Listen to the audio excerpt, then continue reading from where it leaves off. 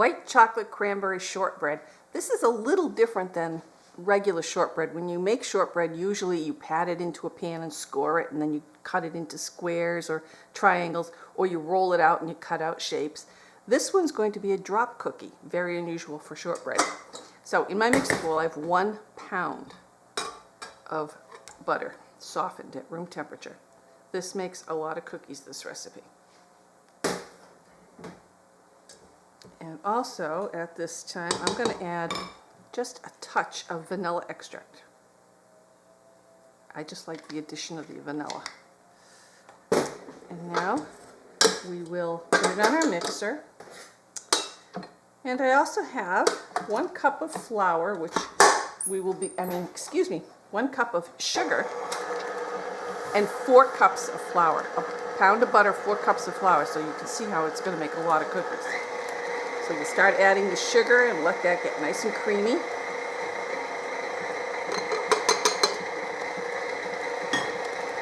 And then for the addition, I have 6 ounces of very nice white chocolate that I've cut into chunks. This is a Callebaut Belgian chocolate. You can buy some of this, I've seen it in supermarkets here locally, so you can buy it there, or you can buy it in specialty stores. It's a little bit more expensive. Don't use the white candy melts. That's not even chocolate. And then we're also going to need some dried cranberries, 1.5 cups that we're going to add to this. All right, this is creaming up nicely. We can start adding our flour.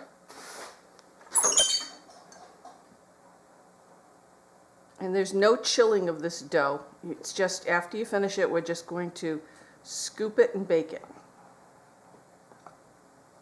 So I'm adding approximately half of the flour now. And I missed, and I got a whole bunch on my counter. It's okay.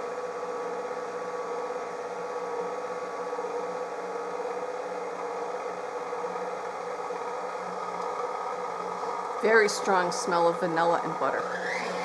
Really nice. Okay, now we can add the rest of our flour.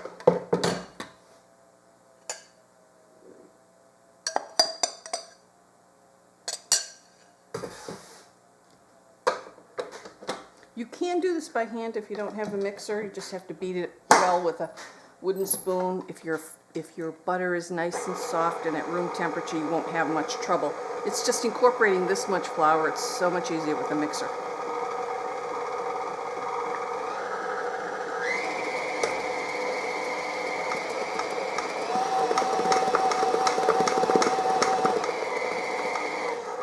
Okay, almost done. Scrape it down a little bit.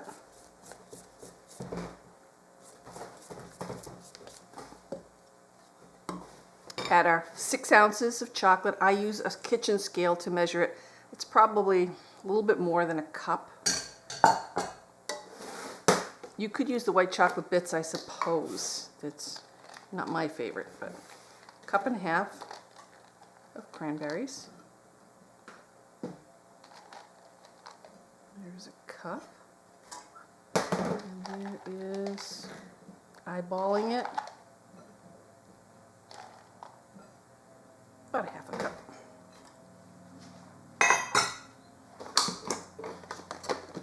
And just put it back on the mixer for a minute, just to, not even a minute, a couple seconds. Just to incorporate those things in there.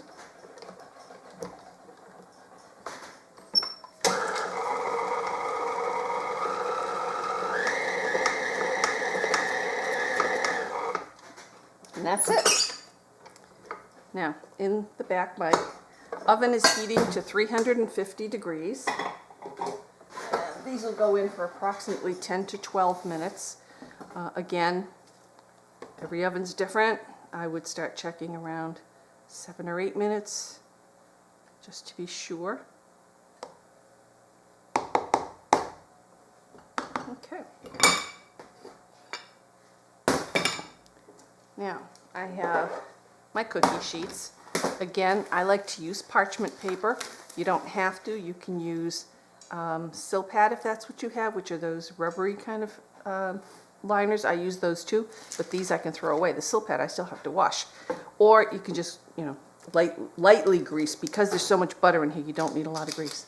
And then about 2 inches apart on your cookie sheet.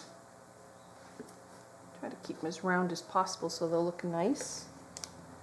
I'm using my little disher here, or ice cream scoop, whatever you want to call it.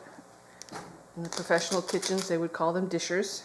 That one needs an extra cranberry.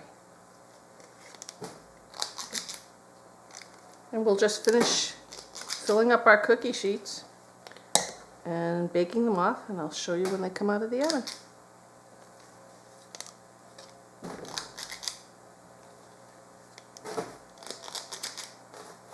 There goes our first sheet. Here are our white chocolate cranberry shortbread cookies warm out of the oven. They're still too warm to take off the sheet. I actually got 47 cookies out of this. And one thing I forgot to mention is that after you scoop them onto the sheets, you've got that rounded bit, just take your hand, either moistened or with a little bit of flour, and just press them down a little bit. They'll spread out nicer. So there they are, white chocolate cranberry cookies. I hope you make them. They really are delicious.